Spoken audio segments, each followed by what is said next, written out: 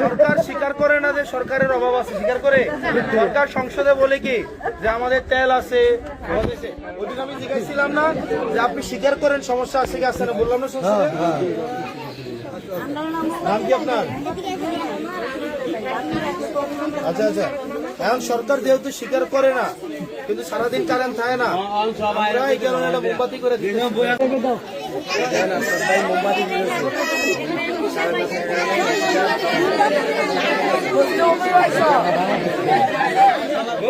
আপনার কাপড়টা সুন্দর আছে।